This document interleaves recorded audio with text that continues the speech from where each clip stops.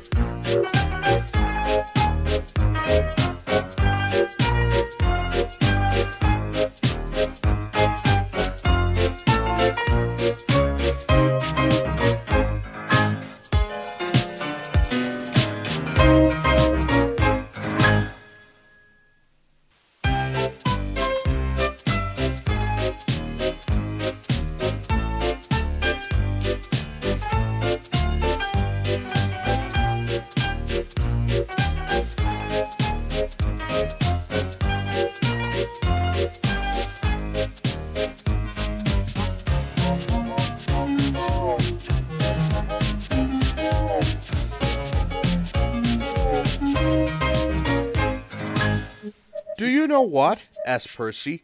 "What?" grunted Gordon. "Do you know what?" "Silly," said Gordon crossly. "Of course I don't know what. If you don't tell me what is." "The Fat Controller says that the work in the yard is too heavy for me. He's getting a bigger engine to help me." "Rubbish," put in James. "Any engine could do it," he went on grandly. "If you worked more and chatted less, this yard would be a sweeter, a better, and a happier place." Percy went off to fetch some coaches. "That stupid old signal," he thought. "No one listens to me now. They think I'm a silly little engine, and all to me about. I'll show 'em.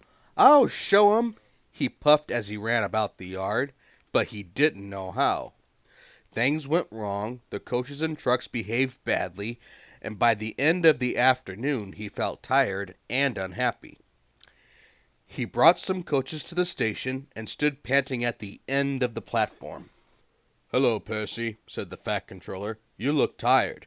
"Yes, sir, I am, sir. I don't know if I'm standing on my dome or my wheels." "You look the right way up to me," laughed the Fat Controller. "Cheer up. The new engine is bigger than you and can probably do the work alone. Would you like to help build my new harbor at Thomas's Junction? Thomas and Toby will help, but I need an engine there all the time." "Oh, yes, sir. Thank you, sir," said Percy happily. The new engine arrived next morning. "What is your name?" asked the Fat Controller kindly. "Montague, sir, but I'm usually called Duck. They say I waddle.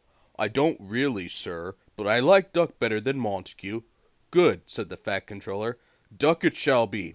Here, Percy, come and show Duck round." The two engines went off together. At first the trucks played tricks, but soon found that playing tricks on Duck was a mistake. The coaches behaved well, though James, Gordon, and Henry did not. They watched Duck quietly doing his work. "He seems a simple sort of engine," they whispered. "We'll have some fun." "Quack! Quack! Quack!" they wheezed as they passed him. Percy was cross, but Duck took no notice. "They'll get tired of it soon," he said. Presently the three engines began to order Duck about. Duck stopped. "Do they tell you to do things, Percy?" he asked. "Yes, they do," answered Percy sadly. "Right," said Duck. "We'll soon stop that nonsense." He whispered something. "We'll do it tonight." The Fat Controller had had a good day. There had been no grumbling passengers, all the trains had run to time, and Duck had worked well in the yard. The Fat Controller was looking forward to hot buttered toast for tea at home. He had just left the office when he heard an extraordinary noise. "Bother," he said, and hurried to the yard. Henry, Gordon, and James were whooshing and snorting furiously, while Duck and Percy calmly sat on the points outside the shed, refusing to let the engines in. "Stop that noise!" he bellowed. "Now, Gordon, they won't let us in," hissed the big engine crossly. "Duck, explain this behavior." "Beg pardon, sir, but I am a Great Western engine. We Great Western engines do our work without fuss. But we are not ordered about by other engines. You, sir, are our controller. We will of course move if you order us, but begging your pardon, sir, Percy and I would be glad if you would inform these, engines that we only take orders from you." The three big engines hissed angrily. "Silence!" snapped the Fat Controller. "Percy and Duck, I am pleased with your work today, but not with your behavior tonight. You have caused a disturbance." Gordon, Henry, and James sniggered. They stopped suddenly when the Fat Controller turned on them. "As for you," he thundered, "you've been worse. You made the disturbance. Duck is quite right. This is my railway, and I give the orders." When Percy went away, Duck was left to manage alone. He did so easily.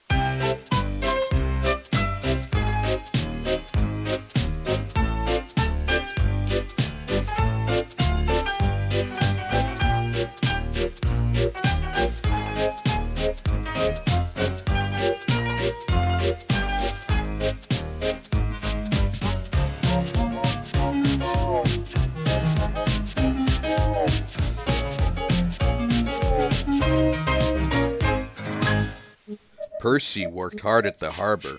Toby helped, but sometimes the loads of stone were too heavy, and Percy had to fetch them for himself. Then he would push the trucks along the quay to where the workmen needed the stone for their building. An airfield was close by, and Percy heard the aeroplanes zooming overhead all day. The noisiest of all was a helicopter, which hovered buzzing like an angry bee. "Stupid thing," said Percy. "Why can't it go and buzz somewhere else?" One day, Percy stopped near the airfield. The helicopter was standing quite close. "Hello," said Percy. "Who are you?" "I'm Harold. Who are you?" "I'm Percy. What really great arms you've got." "They're nice arms," said Harold, offended. "I can hover like a bird. Don't you wish you could hover?" "Certainly not. I like my rails, thank you." "I think railways are slow," said Harold in a bored voice. "They're not much use and quite out of date." He whirled his arms and buzzed away. Percy found Toby at the top station arranging trucks. "I say, Toby," he burst out, "that Harold, that stuck-up whirly-bird thing, says I'm slow and out of date. Just let him wait. I'll show him." He collected his trucks and started off, still fuming. Soon above the clatter of the trucks they heard a familiar buzzing. "Percy," whispered his driver, "there's Harold. He's not far ahead. Let's race him." "Yes, let's," said Percy excitedly, and quickly gathering speed, he shot off down the line. The guard's wife had given him a flask of tea for 11ness. He had just poured out a cup when the van lurched and he spilt it down his uniform. He wiped up the mess with his handkerchief and staggered to the front platform. Percy was pounding along. The truck screamed and swayed, while the van rolled and pitched like a ship at sea. "Well, I'll be ding-dong-dang," said the guard.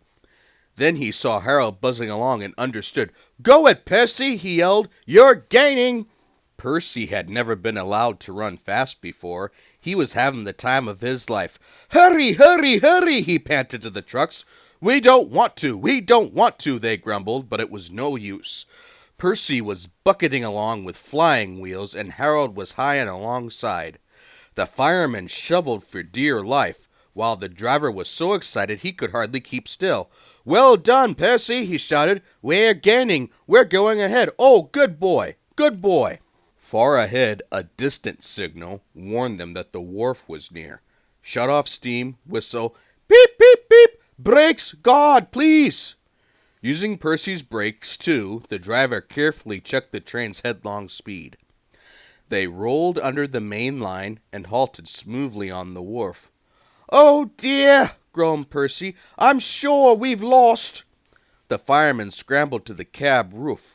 We've won," he shouted, and nearly fell off in his excitement. "Harold's still hovering. He's looking for a place to land." "Listen, boys," the fireman called. "Here's a song for Percy." Said Harold, "Helicopter to our Percy, you are slow. Your railway is out of date and not much use, you know. But Percy with the stone trucks did the trip in record time, and we beat the helicopter on our old branch line." The driver and guard soon caught the tune, and so did the workmen on the quay. Percy loved it. "Oh, thank you," he said. He liked the last line best of all.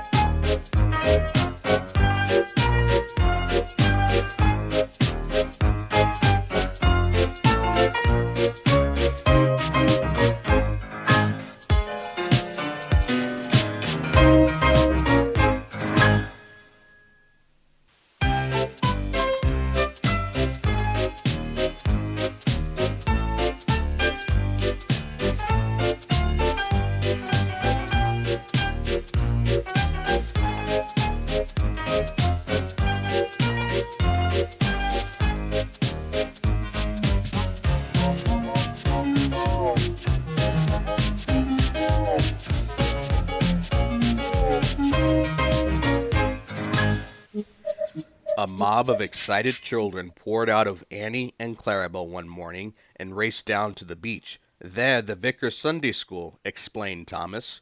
"I'm busy this evening, but the station master says I can ask you to take them home." "Of course I will," promised Percy. The children had a lovely day, but at tea time it got very hot. Dark clouds loomed overhead, then came lightning, thunder, and rain. The children only just managed to reach the shelter before the deluge began. Annie and Clarabelle stood at the platform. The children scrambled in. "Can we go home, please, station master?" asked the vicar. The station master called Percy. "Take the children home quickly, please," he ordered. The rain streamed down Percy's boiler.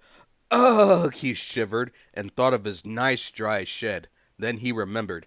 "A promise is a promise," he told himself, "so here goes." His driver was anxious. The river was rising fast. It foamed and swirled fiercely, threatening to flood the country any minute.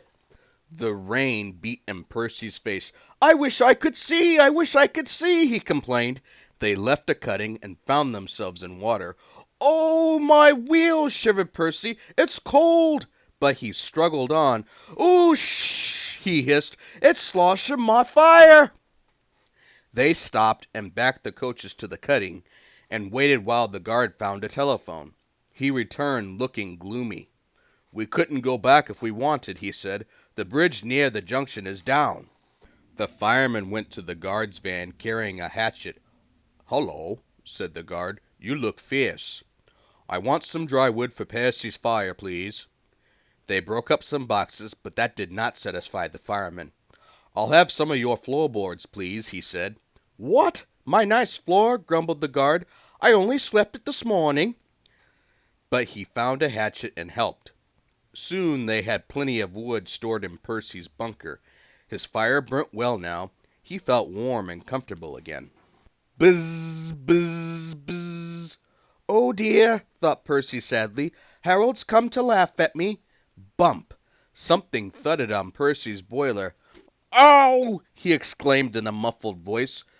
"That's really too bad. He needn't throw things." His driver unwound a parachute from Percy's indignant front. "Harold isn't throwing things at you," he laughed. "He's dropping hot drinks for us." They all had a drink of cocoa and felt better. Percy had steam up now. "Peep, peep!" "Thank you, Harold," he whistled. "Come on, let's go." The water lapped his wheels. "Ugh!" he shivered. It crept up and up and up. It reached his ashpan. Then it slooshed at his fire. "Ooh, shh!" Percy was losing steam, but he plunged bravely on. "I promised," he panted. "I promised." They piled his fire high with wood and managed to keep him steaming. "I must do it," he gasped. "I must! I must! I must!" He made a last great effort and stood exhausted but triumphant on the rails which were clear of the flood. He rested to get steam back, then brought the train home. "3 cheers for Percy!" called the vicar, and the children nearly raised the roof. The fat controller arrived in Harold. First he thanked the men. "Harold told me you were a wizard, Percy. He says he can beat you at some things," Percy snorted. "But not at being a submarine," he chuckled. "I don't know what you've both been playing at, and I won't ask, but I do know that you are a really useful engine."